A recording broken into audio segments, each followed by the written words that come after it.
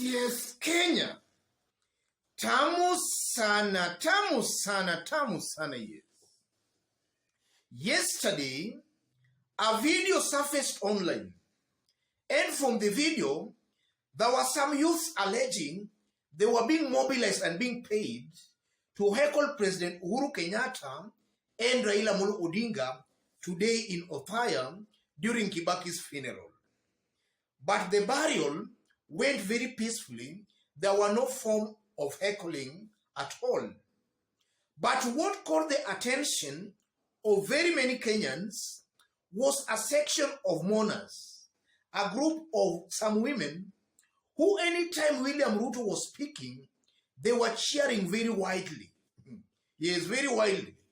While around them, people were just quiet, but they were consistently cheering up William Ruto. So in this video right now, I want us to have a look at that clip of those women. For that clip is going to form the basis of our analysis and discussion right now. Have a look at this.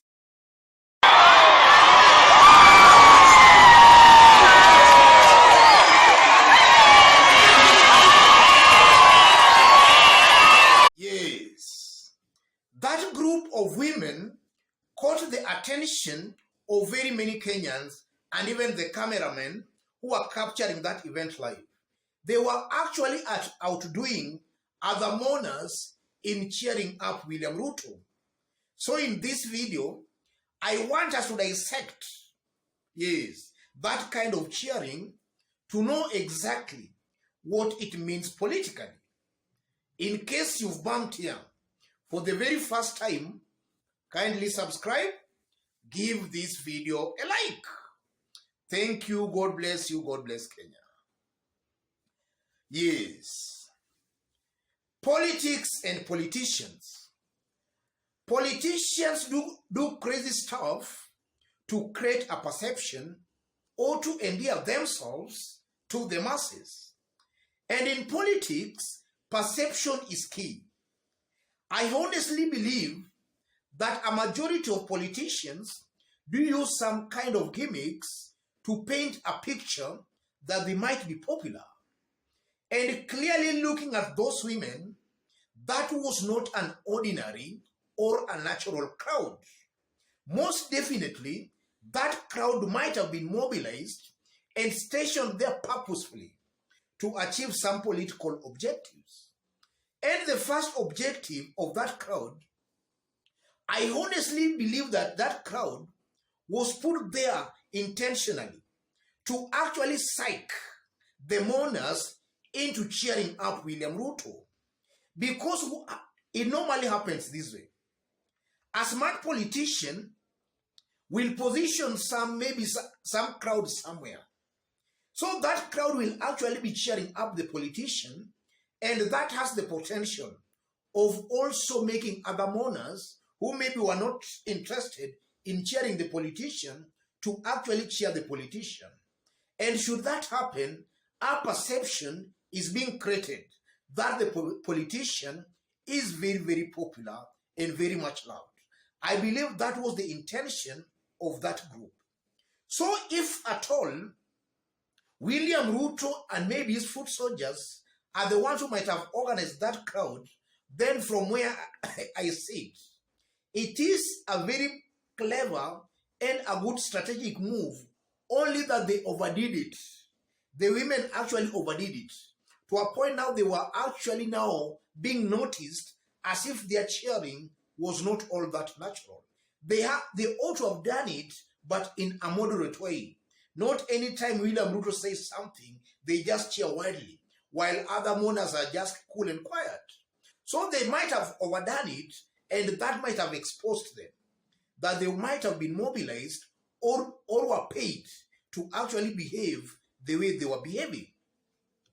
And I'm saying that because we are all Kenyans, and we know the brand of politics that we have consistently seen with William Ruto and his brigade. In this case, even maybe the likes of Rigathi Gachagua might have deliberately organized those women. And I'm saying that because in the past, We have even been seeing in some functions on the mountain, leaders allied to President Uhuru Kenyatta some months back. Actually, they were being jeered, while those allied to William Ruto were being wildly cheered. And in some videos, it was exposed and established that some of those people were actually being paid and being mobilized. So that were those women of today, from where I sit, I strongly believe they might have been mobilized to cheer up William Ruto. And then on the side of William Ruto, I tend to believe, or rather I believe, William Ruto is actually making a very big political blunder. And the political blunder William Ruto is making here, William Ruto is creating a perception that is very, very popular. Very, very popular. So, if that popularity is not actually translating to what is on the ground, then as reality starts, the truth on the ground start to dawn on Kenyans, then William Ruto can easily be seen to be losing support very, very fast. That's the disadvantage of creating such kind of a very unrealistic kind of a perception. Because now, there was a time William Ruto, many Kenyans believe, that he was enjoying almost over 90% of the mountain vote. William Ruto successfully created that kind of a perception. So when now statistics started showing that actually he was in the 50s, already Kenyans were now seeing William Ruto declining. And that can actually injure William Ruto very negatively on the mountain. So as William Ruto creates this kind of unexaggerated illusion, actually when the truth now starts dawning, the reality on the ground starts dawning, then it can also work against William Ruto, because Kenyans will see that this is a person losing popularity very, very fast. I honestly believe that creating a perception is good in politics, but it should be a moderated kind of an illusion or perception. It should not be all that much exaggerated, just the case of those women. And then also if you look at what happened today in OTHAYA constituency, and I did highlight a bit of it in our earlier video about 2 hours ago. Jimmy Kibaki actually indirectly endorsed Raila Amolo Odinga through a friend who actually paid his tribute to the late Mwai Kibaki. And that move by Jimmy Kibaki, in my considered opinion, was a way Jimmy Kibaki was just setting the record straight to Kenyans that his preferred candidate is Raila Amolo Odinga. Yes. So I'm seeing a high possibility that in the coming 2, 1 or even some weeks, we might have a solid Mount Kenya. All top leaders for Mount Kenya, we might have them all going towards one direction. And that will also augur very negatively for William Ruto. Because now, you know, in Kenya, politics is all about ethnic kingpinships and political kingpinship. If all top leaders from the mountain can all gang against William Ruto in supporting Raila Amolo Odinga, then take it to the bank, ladies and gentlemen, that Raila Odinga will most definitely win the mountain votes. That is something I've been saying here very consistently.